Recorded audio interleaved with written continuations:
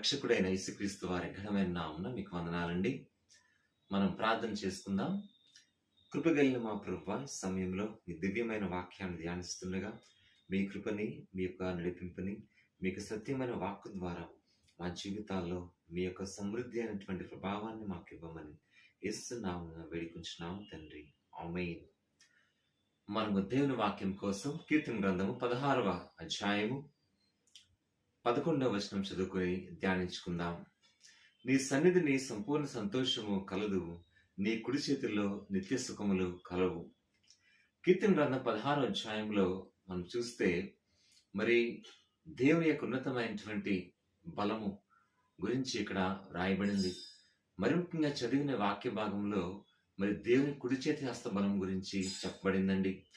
దేవుడు మరి మన జీవితాల్లో ఆయన కృప, రక్షణ ఎంతో సమృద్ధిగా మనకిస్తున్నారు.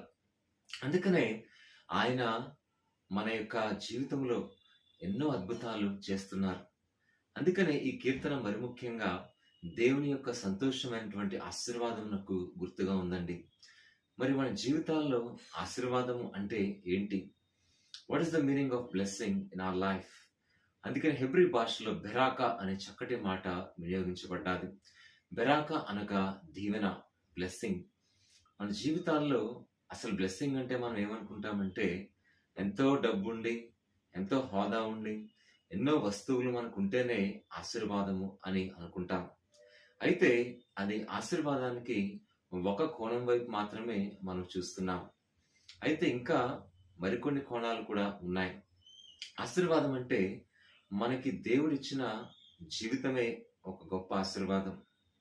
దాంట్లో ఆరోగ్యము కలిగి ఏనాటికి కావాల్సిన ఆనాడు మరి ఆహారము, బట్టలు, ఉండడానికి గృహం ఉంటే అది ఎంతో గొప్ప దీవెనండి. అందుకనే దీవెనలంటే ఎక్కడో మనం ఊహించుకోక్కర్లేదు. మన జీవితాల్లో దేవుడు మనకిచ్చిన స్థితిగతులే ఎంతో గొప్ప దీవెనలు. ఒకసారి మనం పోల్చుకుంటే ఆఫ్రికా దేశంలో అనేక మంది ఉన్నారండి. వారికి ఒక పూట భోజనం మాత్రమే రోజుకి, సరైన బట్టలు ఉండవు, గృహాలు వారికి లేవు. అయితే దేవుడు మనల్ని ఎంత శ్రేష్టమైన స్థితిలో ఉంచారండి. అందుకనే మనకి మంచి ఆరోగ్యం ఉంటే అదే గొప్ప దీవెన. అందుకనే ఏమంటారు, హెల్త్ ఈజ్ వెల్త్. ఎంత డబ్బున్నా, ఎంత ఐశ్వర్యం ఉన్నా ఆరోగ్యం లేకపోతే ఏం ప్రయోజనము? అలాగే ఏనాటికి కావాల్సిన ఆ యొక్క ఆహారం అనుకుంటే అదే చాలు. ఇశ్రాయేల్ ప్రజలకు దేవుడు ఆ యొక్క అరణ్య మార్గంలో ఎంతో శ్రేష్టమైనటువంటి ఆ యొక్క మన్నాన్ని కురిపించి గొప్ప దీవెనలు దేవుడు వారికి ఇచ్చారు.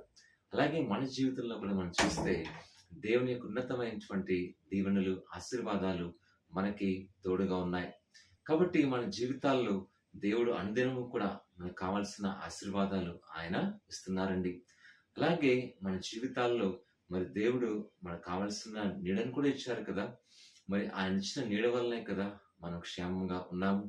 అందుకనే ఆశీర్వాదాలంటే ఎక్కడో మనం ఊహించుకోక్కర్లేదు. అన్ని సమృద్ధిగా ఉంటేనే ఆశీర్వాదం అంటే అది దేవుని దృష్టిలో సరి అనేది కాదు. కాబట్టి మనకున్న వాటితో తృప్తి కలిగి ఉంటే గొప్ప ఆశీర్వాదం. అందుకనే అన్న వస్త్రములు కలిగి ఉంట గొప్ప ఆశీర్వాదకరమని పౌలు గారు చెప్పారు. ఈ లోకంలోకి మనం ఏమి తీసుకురాలేదు, ఏమి తీసుకొని పోము. కాబట్టి దేవుడిచ్చిన భాగ్యాన్ని మనం సంతోషిస్తూ ఆనందంగా మనము జీవించాలి. మరి ఈ సమయంలో ప్రార్థన చేసుకుందాం. విన్న వాక్యం కోసం, కృపగలిగిన దేవా, సమయంలో విన్న వాక్యం కోసం నాయన మీ యొక్క ఉన్నతమైన నడిపింపు, మీ ప్రభావం, మీ శక్తి మా జీవితాల్లో దయచేసి మీ వాక్యానుసారమైన జీవితం జీవించటకు, దీవెనలంటే ఏదో సమృద్ధిగా ఉండి కాదు కానీ ప్రభా, మేము ఉన్న దాంట్లో సంతోషంగా ఉండడమే గొప్ప దీవెన.